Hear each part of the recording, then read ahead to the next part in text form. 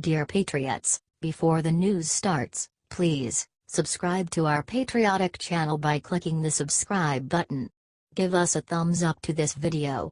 Don't forget to leave your opinion below in the comments section. Share the news on Facebook and Twitter so you friends see it. Thank you. Trump unleashed hell on North Korea with what he told Rex Tillerson to do this morning. U.S. President Donald Trump told Rex Tillerson not to waste his time trying to negotiate with North Korea's leader. This is a massive tweet. Ouch!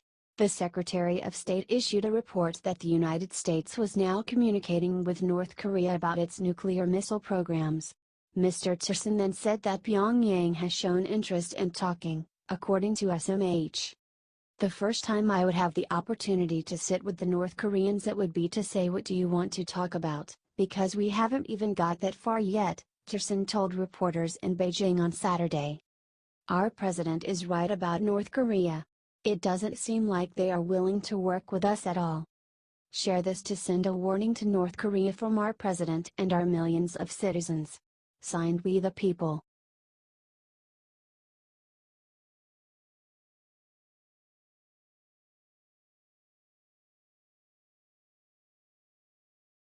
Warning: what this Texas football team just did during the national anthem is shocking the nation.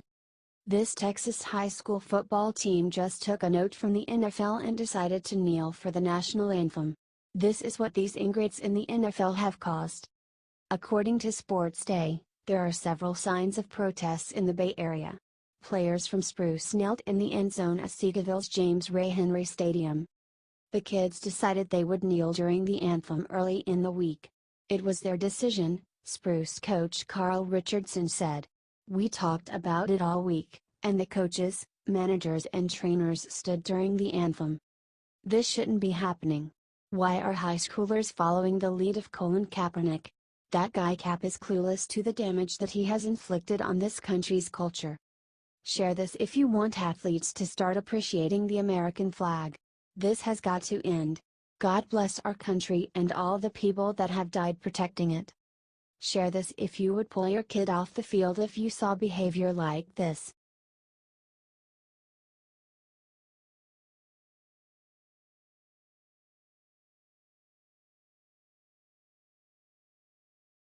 Smoking gun: it just came out what the San Juan mayor has been hiding, and it's bad. The liberal media has been constantly attacking President Trump and is trying to blame him for the terrible suffering in Puerto Rico after Hurricane Maria. The San Juan mayor has slammed President Trump as well and really came after him on the media. It has just came out why her township is not getting any aid. According to the conservative Treehouse, Puerto Rican-born Colonel Michael Lavalle, commander of the 101 RST Air and Space Operations Group and director of the Joint Air Component Coordination Element, 1st Air Force, responsible for Hurricane Maria relief efforts, has now made the following statement. They have the generators, water, food, medicine, and fuel on the ground, yet the supplies are not moving across the island as quickly as they're needed. It's a lack of drivers for the transport trucks, the 18-wheelers. Supplies we have. Trucks we have. There are ships full of supplies, backed up in the ports, waiting to have a vehicle to unload into. However, only 20% of the truck drivers show up to work. These are private citizens in Puerto Rico, paid by companies that are contracted by the government. This means that Teamsters union drivers didn't show up to work. Only 20% of drivers are there to distribute supplies. This isn't Trump's fault. The San Juan mayor has been invited to the FEMA command center and has refused to even show up. This isn't Trump's fault. It's being turned into a hit job against our president. Don't let the media spin this. Share this out there to every patriot you know and show them that Trump is doing his job in Puerto Rico. It's just a disaster.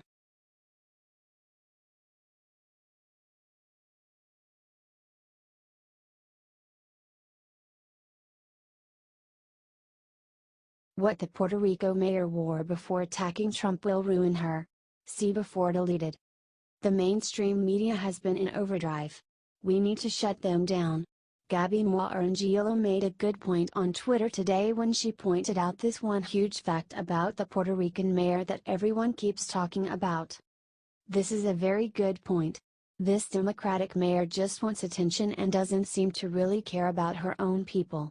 Get this out there, you all. The Democrats are trying to turn this into a PR opportunity. It's no bueno, as they say in Puerto Rico. Spread this everywhere, patriots.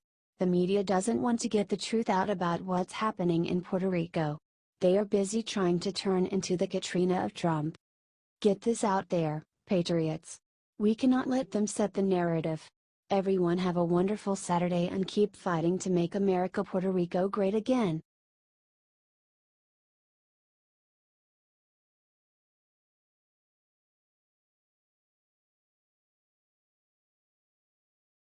Former Trump advisor Roger Stone just looked into the camera and dropped a bombshell on a DNC email hack. Political consultant and former Trump advisor Roger Stone stopped to talk to reporters before giving a closed-door testimony before the House Intelligence Committee on Tuesday. Stone outlined that he thinks there is strong evidence to support the DNC email hack being an inside job, that the Russians, in fact, had nothing to do with it. Rather, Stone brought up the possibility that someone from within the DNC with insider access to secure data downloaded the information and sent it to WikiLeaks on a thumb drive. Reporter: is it still your view that Russians had nothing to do with the hacks of the DNC or Mr. Podesta? Roger Stone: that is my belief. I subscribe to the view published in The Nation magazine several weeks ago that the computer science seems to indicate an inside job.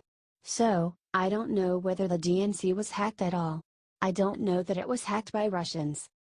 Now, on the basis of this report, I tend to believe that it was an inside job, meaning the data was downloaded to, say, a thumb drive and spirited out of the building. I would point out that Craig Murray, who is a British diplomat, has said for the record that he received information from the DNC on a thumb drive and passed it to WikiLeaks. Stone was referencing a report compiled by The Nation that raised questions over the DNC email hack. You can read the full report here. Few people have openly questioned the DNC election hack by Russians, but more evidence is piling up, raising more questions. Either way, Americans deserve more answers and more concrete proof that Russia hacked the DNC emails. HD Real Clear Politics.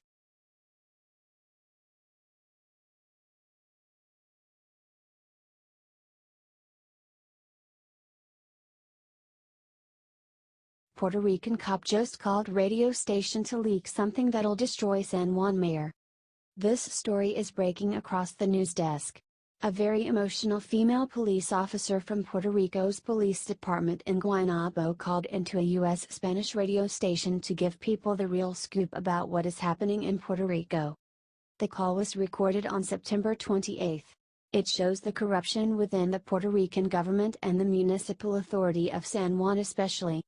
Before reading the transcript, we need to get this video out there everywhere. This totally kills the mainstream media's narrative in Puerto Rico. Hit that share button now. English transcript. Radio announcer: what is your name? Police caller: I cannot give my name because I work for Puerto Rico's police department. I need to pass this information out because the stuff that is being brought from the US is not being distributed. They are not allowing the Puerto Rican people to receive the donations. Radio announcer: what part of Puerto Rico are you calling us from right now? Police caller: I am right now in Guaynabo. Radio announcer 2: wow. Radio announcer 3: but what information do you have? What have you seen?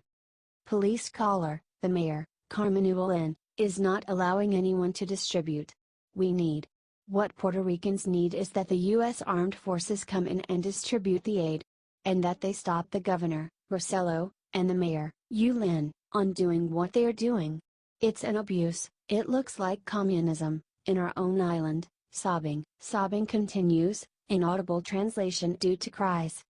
Police caller: Con't, people are helping us, but they are not accepting it. They are not accepting any more help supposedly. They have to wait for the license, that there are no buses. Let me tell you something, Boricuas, Puerto Ricans, are dying of hunger. Crying continues. This is a bureaucracy. Everything has to be protocol. The lines are stretched. We can only give 1 box of water per person. Sobbing continues. The medics here, People are dying, the hospitals are in crisis. Police caller, Conte, I am embarrassed, as a Boricua, to work for Puerto Rico's police and see that we cannot do anything. There are dozens and thousands of food, and when people ask, we cannot give anything away because, Mayor Carmen Yulín says that we cannot take anything out, because everything is a soap opera, everything is a show, and there have to be cameras here and there. Because they are just looking for votes for the upcoming years. Radio announcer 2, wow. Police caller, and the governor won't move unless there is a camera behind him. Mayor Carmen Yulín won't move unless there is a camera behind her. This is how we are living in Puerto Rico. Meanwhile, artists are giving money and the people of Florida are sending stuff, and I don't know how many more people are helping because we have very limited communication, very limited, and we have no idea what's going on outside, and the people who are sending stuff, they have to come in, they have to come to help Puerto Rico and distribute what is being wasted, because what else are we going to do? You tell me, what are we going to do? Radio announcer number 2, of course, the desperation. Radio announcer number 3, we are with our hearts broken listening to you describing this situation, which is heartbreaking when we know that so many people are helping. This is a police officer speaking. Police caller, I've been for 1.5 hours just trying to download an application because the phones that they give to us, I cannot use them as a police officer due to security measures. But I need to speak for the people because the people are suffering. Because I, as a cop, and other partners are seeing it. A lot of people have been posting videos, sobbing, inaudible, and no one is paying attention. Radio announcer number 3, we are truly sorry for this situation, we did not know that.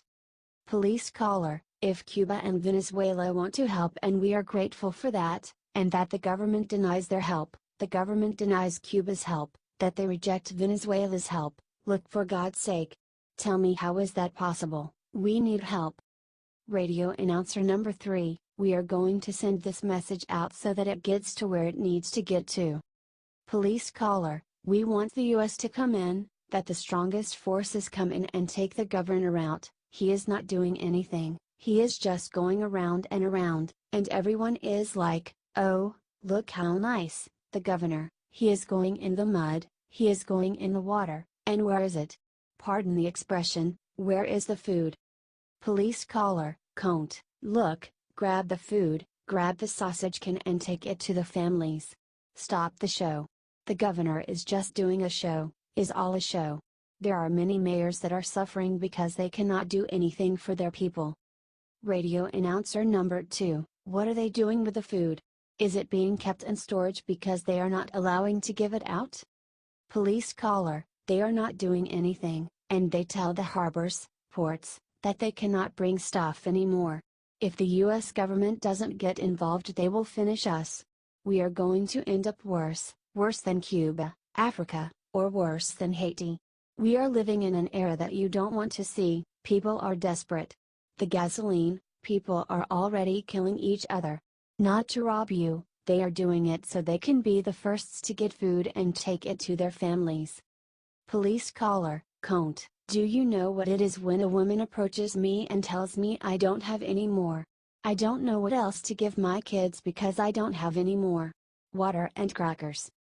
Radio announcer number 1, sweetie, thank you for calling us and using this medium to denounce this situation, and good thing that it was you who explained this so that people don't think that we are making up stuff, because this has nothing to do with politics. This is a very serious situation. Police caller, very serious, sobbing continues. This video needs to get out to all of America. Keep fighting, Puerto Ricans. We are praying for you.